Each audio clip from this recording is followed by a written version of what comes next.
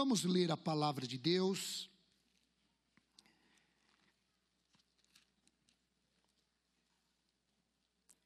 Livro do profeta Isaías, no capítulo 6, e no versículo 1.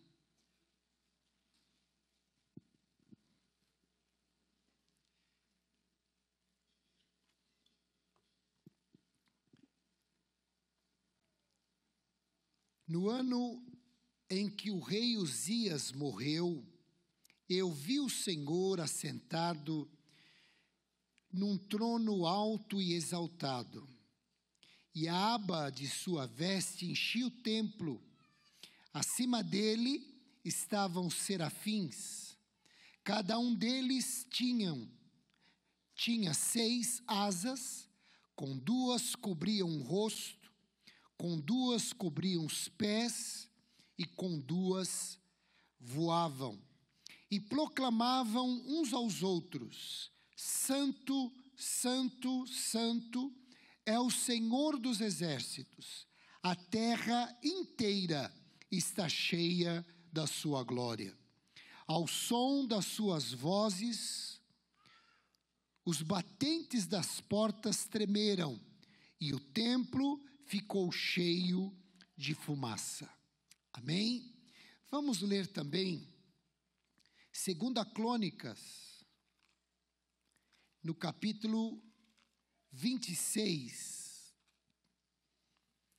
Esse texto fala deste rei que, no período em que o profeta Isaías foi chamado, ele veio a falecer, o rei Uzias. Como foi o governo, a vida deste rei chamado Uzias, que era filho do rei Amazias? No capítulo 26 de 2 Crônicas, nós temos o relato da vida deste homem. Então, todo o povo de Judá proclamou o rei a Uzias, de 16 anos de idade, no lugar de seu pai Amazias. Foi ele que reconquistou e reconstruiu a cidade de Ilat para Judá, depois que Amazias descansou com seus antepassados. Uzias tinha 16 anos de idade quando se tornou rei. Reinou 52 anos em Jerusalém. Sua mãe era de Jerusalém, chamava-se Jecolias. Ele fez o que o Senhor aprova, tal como seu pai Amazias, e buscou a Deus durante a vida de Zacarias, que o instruiu no temor de Deus. Enquanto buscou o Senhor, Deus o fez prosperar. Ele saiu à guerra contra os filisteus e derrubou os muros de Gate, de Jabne e de Asdod. Depois, reconstruiu cidades próximo a Asdod e em outros lugares do território filisteu. Deus o ajudou contra os filisteus, contra os árabes que viviam em Gabur-Baal, e contra os meunitas. Os amonitas pagavam os tributos a Uzias, e a sua fama estendeu-se até a fronteira do Egito, pois havia se tornado muito poderoso. Uzias construiu torres fortificadas em Jerusalém, junto à porta da esquina, à porta do vale e no canto do muro. Também construiu torres no deserto, cavou muitas cisternas, pois ele possuía muitos rebanhos, e na planície. Ele mantinha trabalhadores em seus campos, em suas vinhas, nas colinas, nas terras férteis, pois gostava da agricultura. Uzias possuía um exército bem preparado, organizado em divisões de acordo com o número dos soldados convocados pelo secretário Jeiel e pelo oficial Maazéias, sob o comando de Ananias, um dos oficiais do rei. O total de chefes de família no comando dos homens de combate era de 2.600. Sob o comando deles, havia um exército de 307.500 homens treinados para a guerra, uma força poderosíssima que apoiava o rei contra os seus inimigos. Uzias providenciou escudo, lanças, capacetes, couraças, arcos e atiradeiras de pedras para todo o exército. Em Jerusalém, construiu máquinas projetadas por peritos para serem usadas nas torres, nas defesas das esquinas, máquinas que atiravam flechas e grandes pedras. Ele foi extraordinariamente ajudado e assim tornou-se muito poderoso e a sua fama espalhou-se para longe. Entretanto, depois que Uzias se tornou poderoso, o seu orgulho provocou a sua queda. Ele foi infiel ao Senhor, ao seu Deus. Entrou no templo do Senhor para queimar incenso no altar de incenso. O sumo sacerdote Azarias e outros 80 corajosos sacerdotes do Senhor foram atrás dele. Eles os enfrentaram e disseram: não é certo que você, Uzias, queime incenso ao Senhor. Isso é tarefa dos sacerdotes, os descendentes de Arão, consagrados para queimar incenso. Saia do santuário, pois você foi infiel e não será honrado por Deus, o Senhor. Uzias, que estava com o incensário na mão, pronto para queimar o incenso, irritou-se, indignou-se contra os sacerdotes. Na mesma hora, na presença deles, diante do altar do incenso no templo do Senhor, surgiu lepra em sua testa. Quando o sumo sacerdote Azarias e todos os outros sacerdotes viram a lepra, expulsaram-no imediatamente do templo.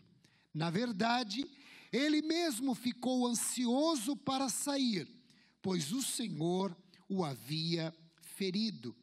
O rei Uzias sofreu de lepra até o dia em que morreu. Durante todo esse tempo morou numa casa separada, leproso, excluído do templo do Senhor. Seu filho Jotão tomava conta do palácio e governava o povo. Os demais acontecimentos no reinado de Uzias, do início ao fim, foram registrados pelo profeta Isaías, filho de Amós. Uzias descansou com seus antepassados, foi sepultado perto deles, num cemitério que pertencia aos reis, pois o povo dizia: ele tinha lepra, seu filho Jotão foi o seu sucessor. Uzias quer dizer: Iavé é a minha força. O reino de Judá desfrutou de grande prosperidade durante o reinado de Uzias. Isso foi parcialmente devido ao declínio temporário do poder assírio. Uzias recuperou o controle do porto de Late, no Golfo de Acaba, e o reconstruiu. Ele também lançou campanhas bem-sucedidas contra filisteus, árabes, e alguns povos lhe pagavam tributo. A insensatez do seu pai deixara o seu reino extremamente vulnerável aos ataques. Então Uzias, ele começou a fortalecer as fortificações de Jerusalém. Ele também proveu armamentos especiais para a sua defesa, mantendo um grande e bem equipado exército, além de haver construído cidades, fortalezas em localizações estratégicas. Por mais extensos que tenham sido seu poder e influência, está longe de ser definitivo que ele pode ser identificado com Azarias mencionados nos anais de Tiglat-Pileser III. Além dos seus interesses militares, Uzias apreciava extremamente a agricultura e a criação de gado. Deus cooperou grandemente com o rei Uzias. Deu a ele capacidade para grandes reformas. Prosperou, enriqueceu, fez com que o nome de Uzias fosse temido, conhecido, chegasse muito longe da sua capital. Teve à sua disposição, como nós lemos, um exército imenso. Tudo isso estava à disposição ao lado do rei Uzias. Mas, havendo-se fortificado, exaltou-se o seu coração para a sua própria ruína. Ele cometeu transgressões contra o Senhor seu Deus, porque ele entrou no templo do Senhor para queimar incenso diante do Senhor. Uzias, ele foi rei por 52 anos em Jerusalém. Na verdade, ele foi um bom rei, segundo todas as informações. Ele subjugou os filisteus, criou um forte sistema de defesa, um exército impressionante para aquela época, muito bem equipado. Desenvolveu o país economicamente. Ele esteve debaixo do pastoreio de Zacarias. Ele andou no temor do Senhor. Ele foi tremendamente ajudado. E assim, ele se tornou poderoso. E a sua fama espalhou-se para longe. Foi aí, então, que ele fez algo terrível. Ele profanou o templo. Seu poder subiu a cabeça. E um dia, de uma forma arrogante, ele entrou no templo, assumiu seu controle em benefício próprio. Decidiu tomar conta da sua própria espiritualidade, administrar a sua própria religião, fazer Deus atender aos seus caprichos.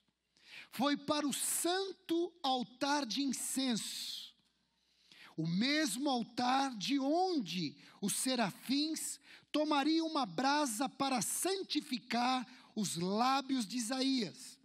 E aí continuou a tocar coisas segundo as suas próprias preferências e desejos. O sacerdote Azarias, acompanhado por 80 outros sacerdotes, vem atrás dele, chocado, para impedir que ele cometesse este sacrilégio. Uzias já estava com o incensário nas mãos, estava prestes a fazer a oferta sagrada. Perdeu a compostura, zangou-se e mandou que Azarias e seus sacerdotes se retirassem. Ele foi um dos que engrossou as fileiras daqueles que fecham o coração insensível e com a boca falam com arrogância, cuja recompensa está nesta vida. Era rei, afinal de contas, um rei muito bem sucedido, com uma longa lista de realizações. Só que ele queria lidar com Deus quando e como quisesse. Ele queria se comportar assim, um soberano falando, tratando com outro soberano. A profanação teve repercussões imediatas. Uzias ficou imediatamente leproso. A horrenda enfermidade que na mente dos judeus simbolizava um pecado. Uzias ficou nu, ficou exposto, manifestando aquilo que havia no seu interior. O que na mente de Uzias era prerrogativa real, era na realidade sacrilégio indesculpável. Seria como se um de nós entrasse em nossa comunidade, em nosso templo, e com um splay começasse a pichar a tribuna, a mesa da ceia, se houvesse aqui uma cruz, fizéssemos isso e escrevêssemos o seguinte: sob nova direção. De agora em diante, é eu que mando aqui. Foi esta a intenção de Uzias. Uzias, com um histórico de muitos anos honrosos de serviço ao povo e a Deus, mas agora orgulhoso, zangado, voluntarioso, assumiu o controle do santo templo para usá-lo como bem entendia. Vandalismo, violenta profanação. Uzias passou o resto da sua vida no isolamento, banido por sua lepra, não somente do santo templo, mas de todo o contato com a comunidade do povo santo. Era ainda rei, mas não tinha mais contato, nem com o templo, nem com o povo. O rei de Judá agora é um leproso. O governo de Judá estava nas mãos de um homem que profanara o santo templo de Deus. Toda a sociedade e cultura de Judá vivia sob a sombra da impiedade, da profanação, como atmosfera social, política, cultural, religiosa, pela lepra do rei. Judá agora era governada por um rei leproso. Uzias faz uma advertência muitíssimo necessária. Traz a nossa reflexão. Vagar em torno do santo, do sagrado, é algo muito arriscado. O solo santo é solo perigoso. Jamais, em hipótese alguma, o santo pode ser algo que possamos tomar de Deus, como se o possuíssemos e pudéssemos usá-lo para os nossos propósitos. Fica uma recomendação, uma orientação. Qual era o desejo de Uzias? O desejo de Uzias era desempenhar funções de sacerdotes. Mas no fundo, qual era a motivação do seu coração? Era, na realidade, a tentação constante dos reis e dos homens de se considerarem divinos. Esta ainda é a grande tentação. Aquilo que a serpente falou a Eva: se você comer, você terá conhecimento do bem e do mal. Você será igual a Deus. Quando meditamos na vida de um homem como esse, que chegou a ter, que chegou a ser, nós devemos parar e pensar: como pode? Como pode? Um dia, este homem que recebeu toda a cooperação de Deus, favor de Deus, Deus exaltou o seu nome, Deus levou os seus inimigos a pagarem impostos para ele. Um dia, ele levanta e vai para o templo. E aí ele decide oferecer sacrifício a Deus. Quando eu meditava nessa palavra, veio esse questionamento ao meu coração. Por que, Senhor? Por quê? Por que que o orgulho, ele prevalece? Por que que a soberba, a altivez, ela nos cega? Por que, Senhor? Cercados por bens, cercados pelo favor de Deus, cercados pela misericórdia, a bondade do Senhor. A cada dia que nós acordamos, quando abrimos os nossos olhos, quando iniciamos o nosso dia,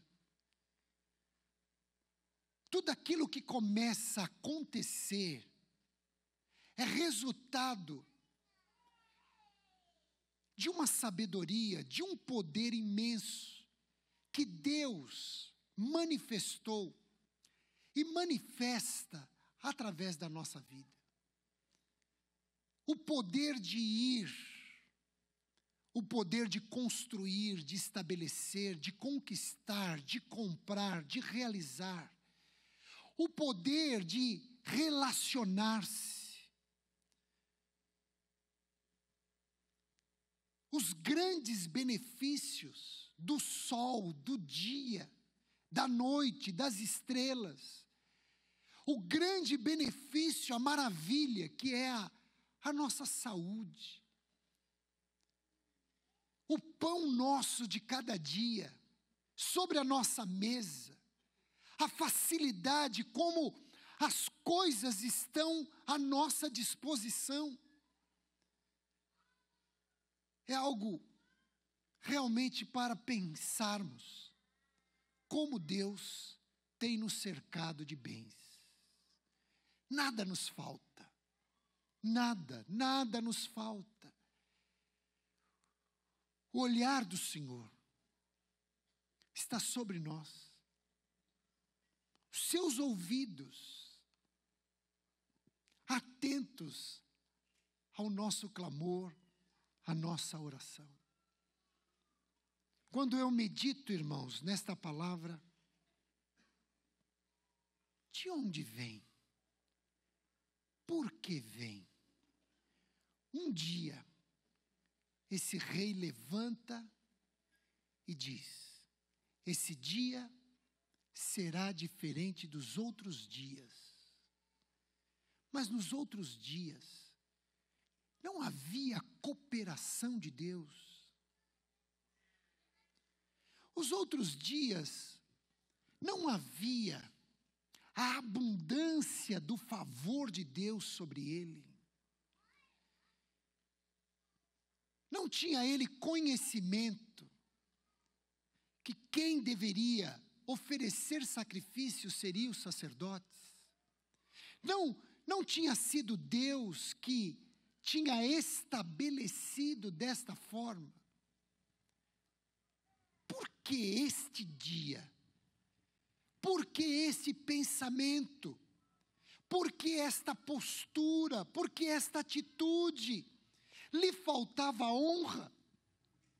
Porventura o seu nome, o Senhor não havia feito conhecido?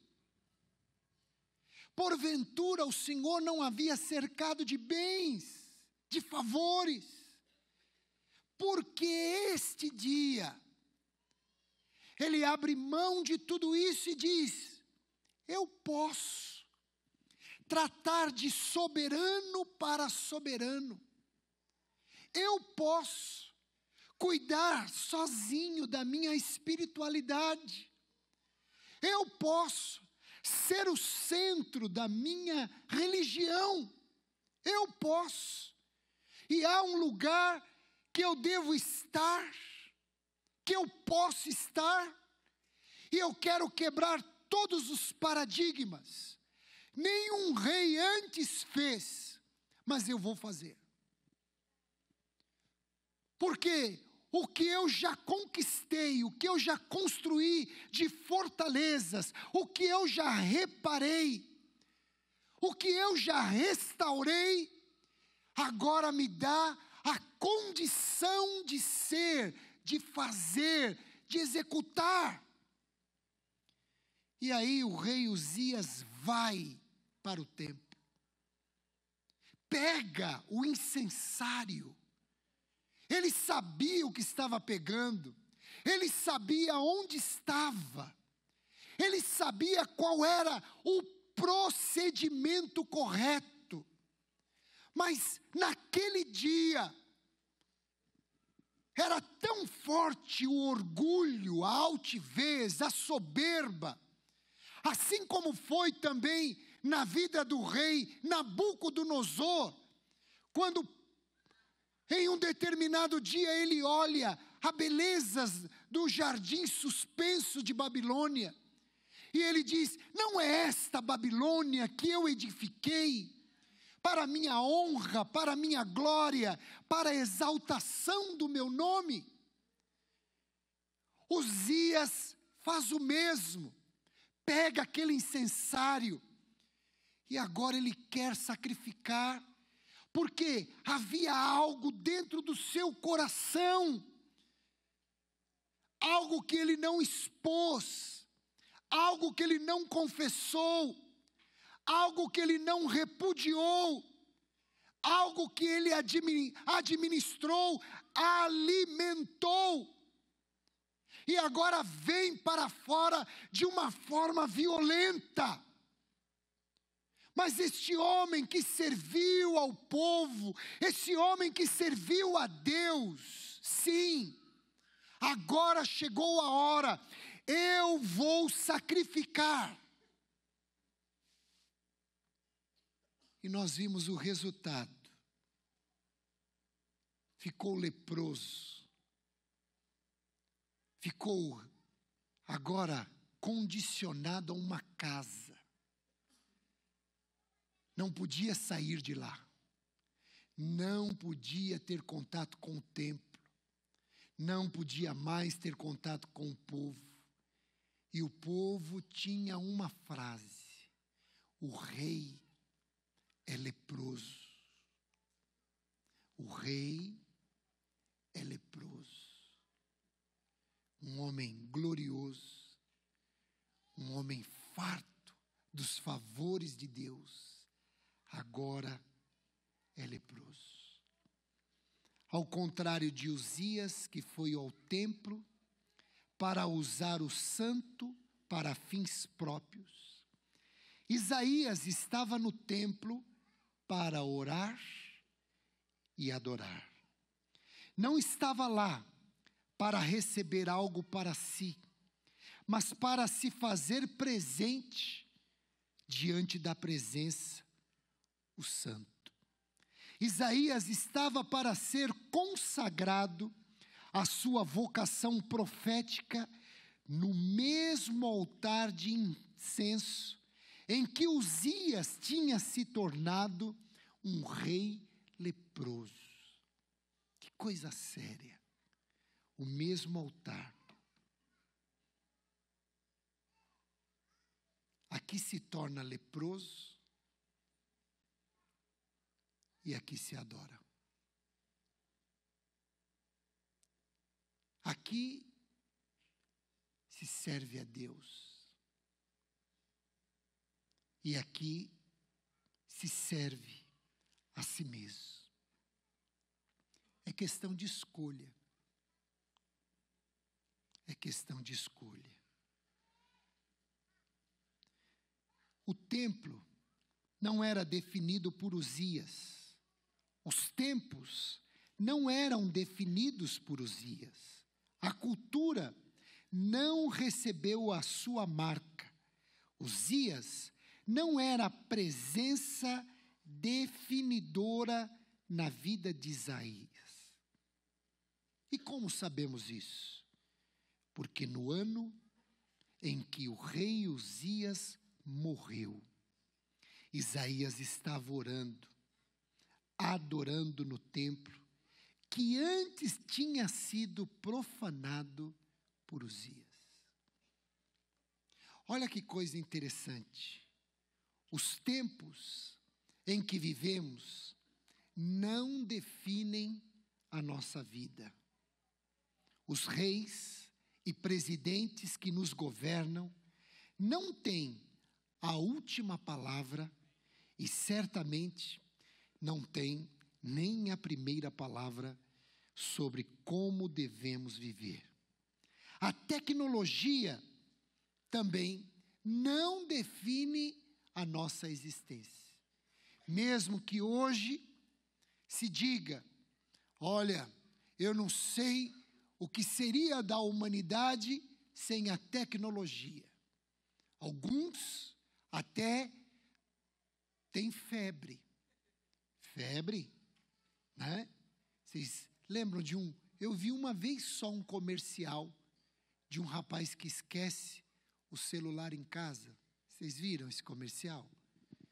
E ele anda nu. Aí ele anda e quando ele volta para casa e pega o celular, acho que é celular, aí a roupa aparece. Estava nu.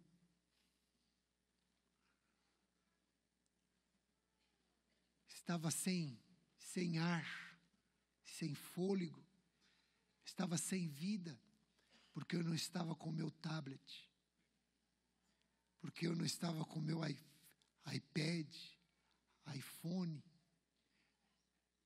Olha, eu morro.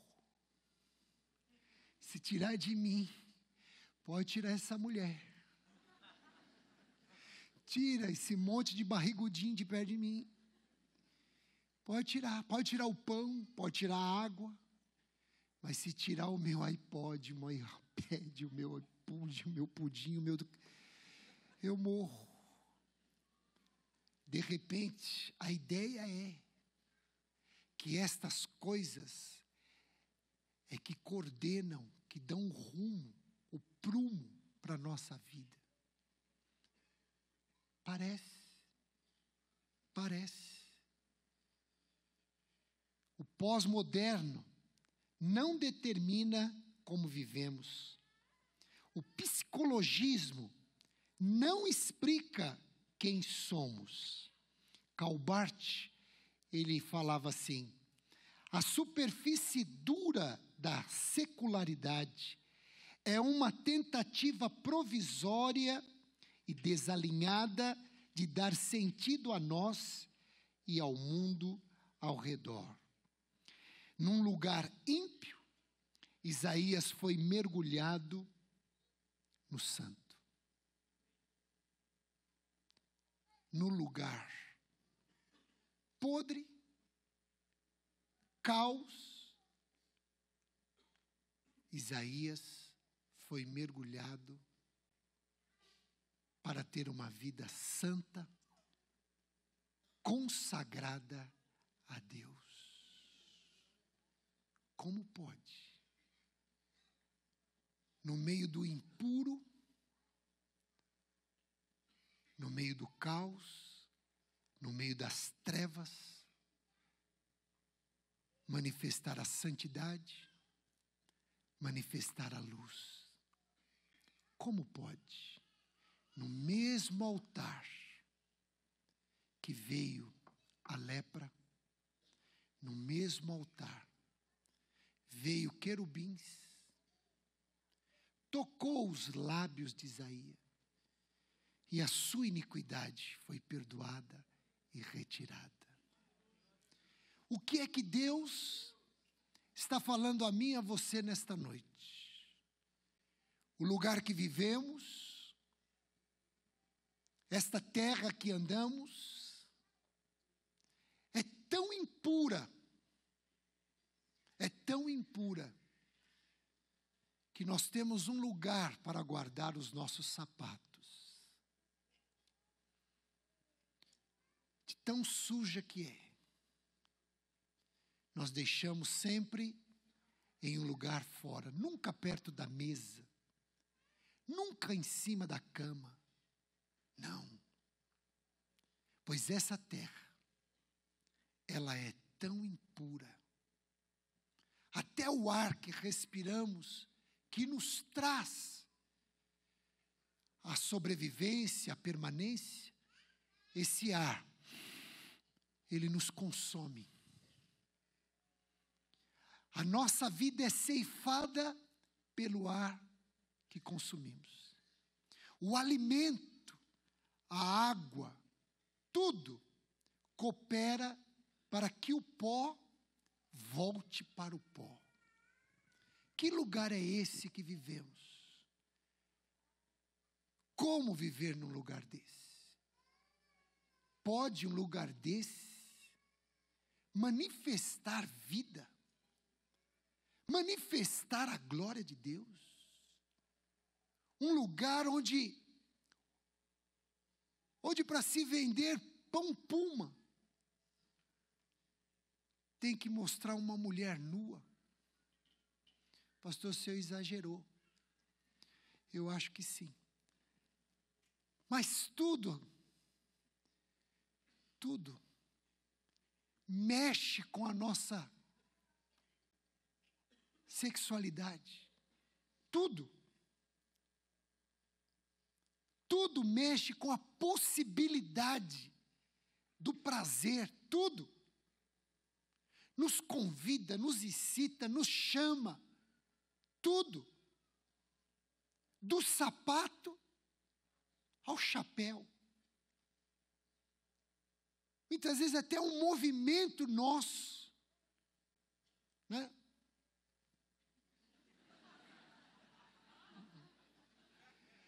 Você acha por quê? Você acha que tem alguma coisa aí? Deixa eu segurar, senão eu caio. Não posso balançar a cabeça rápido. Ó a língua.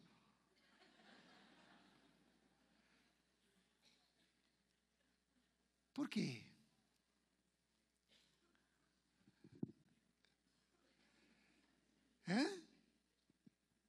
De onde vem? É uma cultura, é uma formação, é um trabalho muito bem planejado pelas trevas, para fazer com que nós nos curvemos e chegamos à conclusão: é impossível ser santo. E alguns dizem assim: só ele foi santo. Aí alguns falam: só ele limpa a boca para falar nele, Jesus. Oh, hipócrita, mentiroso. Não é verdade. Vós sois.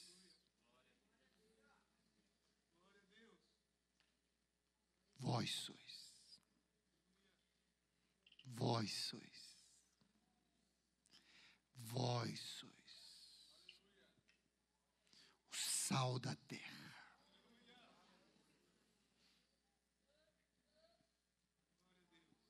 Vós sois a luz deste mundo. Vós sois morada, templo de Deus. Vós sois os que levam o bom nome de Cristo Vós sois um reino de reis e sacerdotes. Vós sois edifício. Vós sois lavoura de Deus. Vós sois o corpo, a igreja do Deus vivo.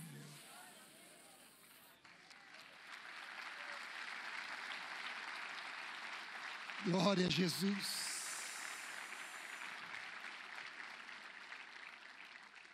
Num lugar ímpio, Isaías foi mergulhado no santo, recebeu uma visão santa, o Senhor reinando em santidade. O cântico dos santos serafins, enchendo o ar com sons santos, dizendo: Santo, Santo, Santo é o Senhor dos exércitos. Levante a sua mão, adorador. A terra está cheia da sua glória. Aleluia. A terra está cheia, porque aqui está a glória de Deus, a igreja de Cristo. A terra está cheia da sua glória. Você recebeu isso? Você é separado. Existe sim toda condição de numa situação como vivemos, de intensa miséria, de corrida para o pecado, de corrida para a independência de Deus, de corrida de blasfêmia, de rejeição ao Senhor, aos princípios da sua palavra, de corrida às drogas, de corrida à pornografia, de corrida ao sexo ilícito, às bebidas, à violência, à mentira, à inveja, à ira. De corrida, o mundo corre, porque o mundo não sabe, porque o mundo anda em trevas. E disse Jesus: aquele que caminha nas trevas não sabe para onde vai, mas eu e você não. Ouça isso, crente. Nós não. O mundo pode estar no caos, mas Deus é poderoso para, no meio desse caos. Júnior, faz um favor. Fica de pé. Por favor. Me apaga todas essas luzes aqui. Sei que vai atrapalhar os irmãos que estão vendo até lá na Espanha. Vamos para um rápido intervalo e já voltaremos.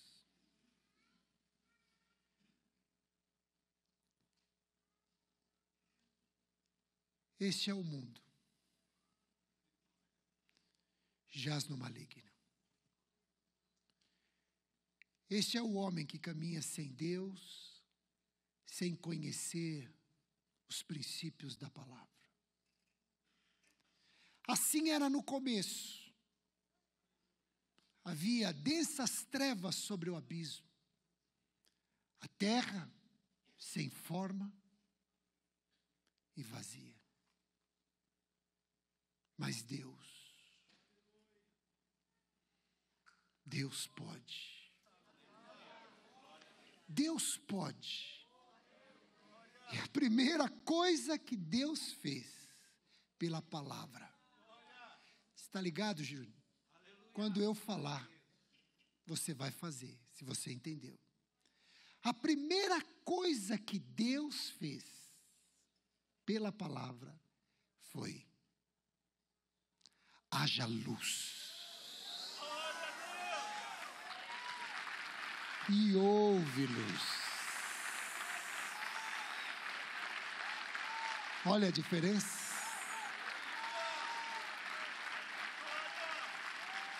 E ouve-los. Essa luz é Jesus. Ele disse: eu sou a luz do mundo. E quem me segue, dá para apagar novamente? Não andará em trevas.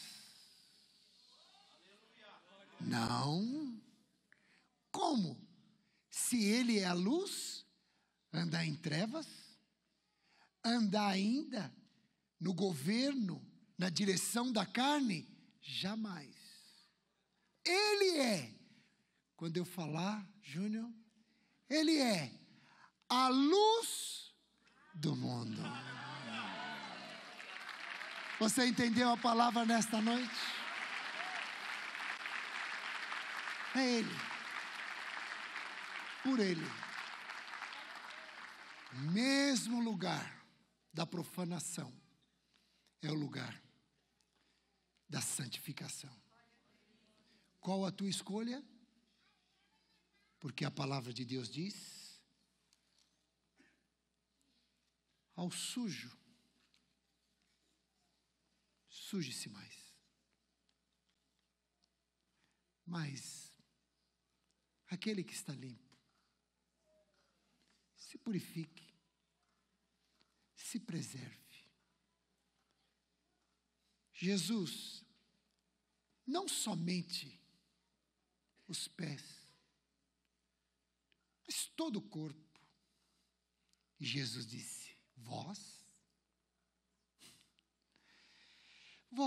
já estáis limpos pela palavra que eu vos tenho dado.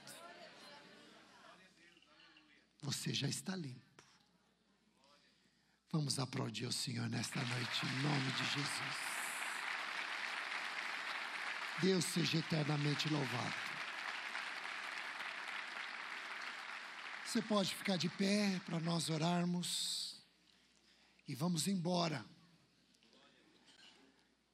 Quem que está aí, presbítero?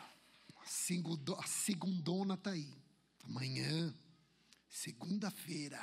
E depois, terça-feira. Meu filho. E depois, presbítero, daí, a quarta. Pastor Silvano, quinta-feira. E depois, sexta. E o sábado. E o domingo. Que grande desafio para a igreja. Igreja santa, sem ruga, sem mácula, ter que andar no meio desse mundo cujo príncipe é o diabo, debaixo dessas potestades do ar, e a igreja andando. E lá vem segunda, terça, quarta, quinta, sexta, sábado, domingo, um dia após o outro, um desafio após o outro, uma tentação, um convite, um chamado, uma apresentação, o adversário ao nosso derredor, rugindo como se fosse leão, e a igreja, como? A igreja vitoriosa, a igreja santa, a igreja abençoada, a igreja santa purificada pela palavra, andando, e onde passa a luz do Senhor se manifesta, aonde passa o nome do Senhor é glorificado, o testemunho é autêntico, é verdadeiro, verdadeiramente eles são de Deus, verdadeiramente eles amam a Deus, verdadeiramente eles servem a Deus, eles são filhos de Deus, por isso as suas obras são diferentes das obras do mundo. E o mundo tem que olhar para nós e dizer: verdadeiramente, Deus está no meio deles. Igreja, Deus está aqui.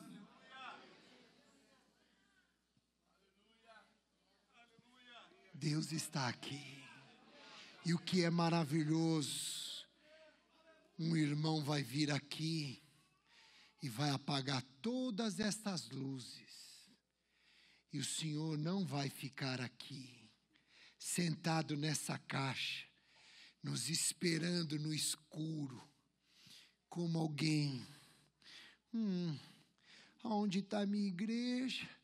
Ainda é segunda, só terça que eles vão voltar. Não. Quando eu digo que o Senhor está aqui, o Senhor não está aqui nessas quatro paredes. O Senhor está aqui na igreja. Deus seja louvado.